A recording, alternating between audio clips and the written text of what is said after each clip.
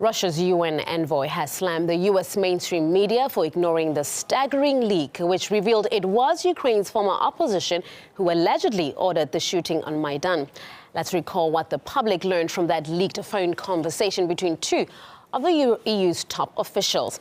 Now, first, the Estonian foreign minister tells the EU's Ashton that it was likely Ukraine's new leadership and not the old administration who hired the snipers. Second, Mr. Pyatt says he has seen evidence that the very same snipers targeted both writers as well as the police. And finally, he expresses deep concern that the former opposition is reluctant to investigate the shootings. You'd expect those revelations to be a game changer, but they've received very little attention from Western politicians and media outlets. Russia's ambassador to the UN, Vitaly Churkin, highlighted the issue. Unfortunately, that transcript, which created quite a stir in Russian and some European media, was completely ignored by the mainstream American media. And as to who was the source of sniper fire, you may have seen the footage on the internet, I've seen it on television, that there were clearly opposition snipers who took over a hotel in downtown Kiev, who were working as snipers, shooting at somebody in the streets. So now it's obvious that they were the ones who were killing both the policemen and those who were protesting in order to exploit even further protest and take power by force to execute this coup in Ukraine. And right now, we can go to talk to Russia's ambassador to the UN himself, Vitaly Churkin, joining us live from New York. It's good to have you with us on RT International. So let's discuss the leak which revealed Ukraine's former opposition allegedly shooting on Maidan. We finally got some reaction from the EU saying they want Kiev to investigate the issue. But do you think that will get done now? Is it a question to me? Yes. Will we see any kind of investigation coming out? I believe. Well, I hope so. Well, first of all, they need to investigate all events which led to the coup in Kiev. Is something which was recorded in the agreement, which was signed in Kiev by President Yanukovych and opposition leaders on February the 21st.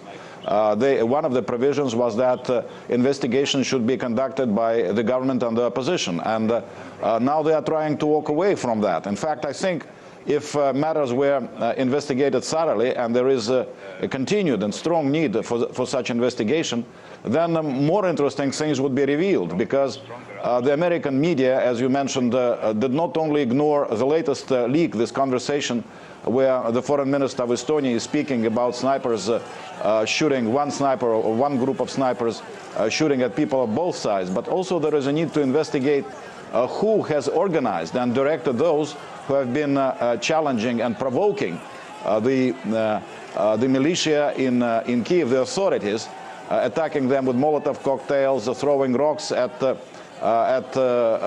policemen. So if all those things were to be investigated, then I think a completely different picture would be drawn compared to what is being depicted by American media and unfortunately by some American and European politicians. In our discussions in the Security Council, some of my Western colleagues were claiming that in questioning the legitimacy of the current authorities in Kiev, were against democracy in Ukraine. But of course, if authorities have been established by coup, by shooting at your own people in order to provoke outrage and to topple government by force, this is not democracy at all.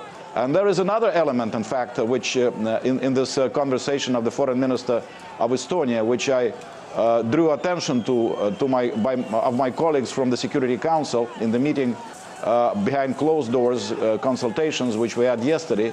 And this is the element of this conversation where the foreign minister of Estonia is speaking about intimidation of members of the Rada in Kiev.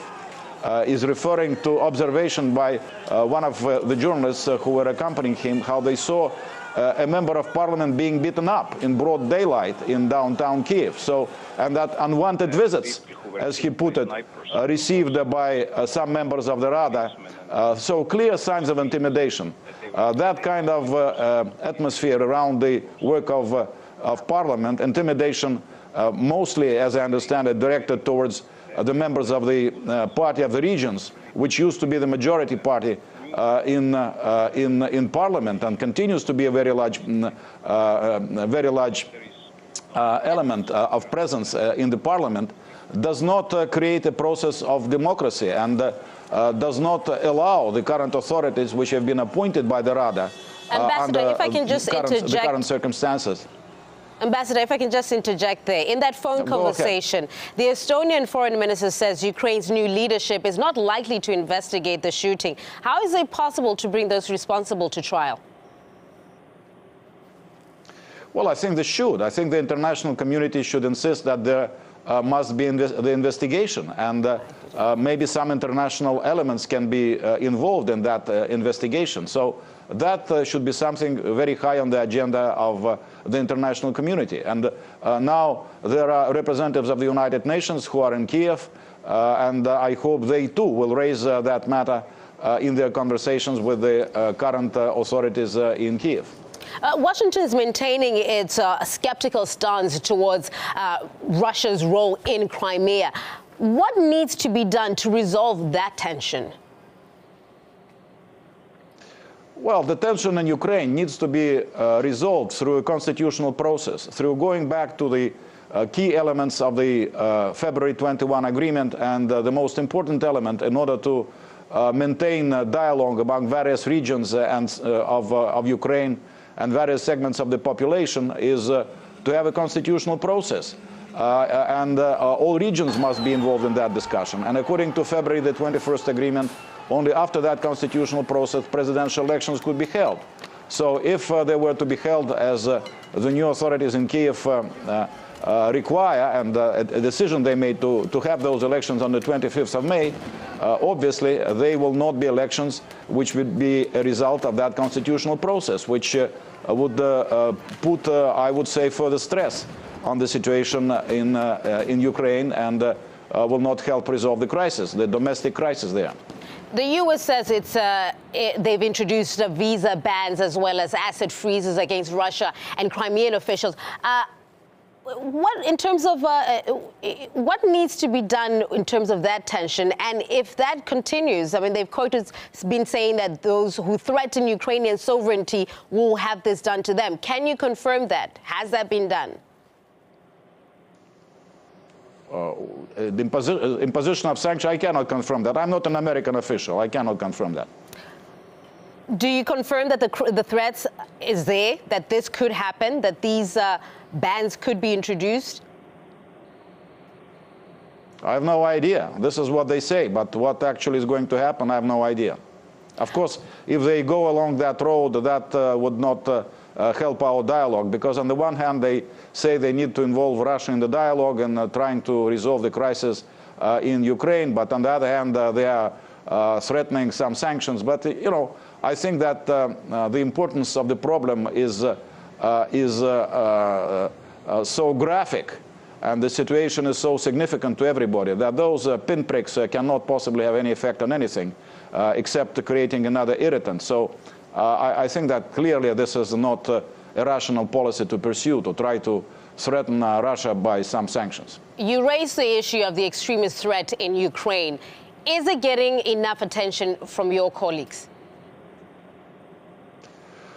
No, it's not, because it goes again to the core of the nature of power, which has been established now in Ukraine. The people who have presented their sort of more presentable faces, the opposition, some opposition leaders, Prime Minister, the acting Prime Minister appointed by the Rada, Mr. Yatsenyuk, and some others, they came to power on the shoulders of those radicals who have been marching and continue to march under the banners of Stepan Bandera and others. Clearly Nazi-inspired ideology is being propagated by them.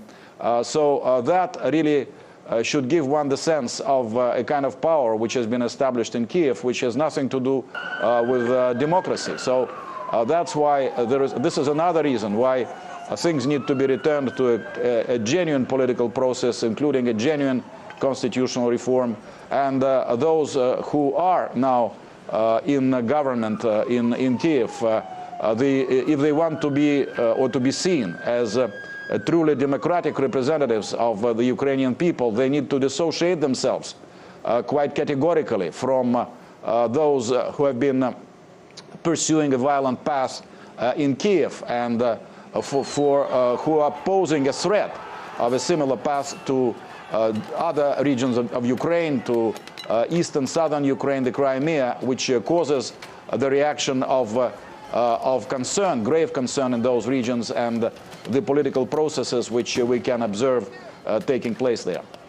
Russia's envoy to UN, Vitaly Churkin, thank you very much for your time and shedding some light from a diplomatic stance on the situation in Ukraine.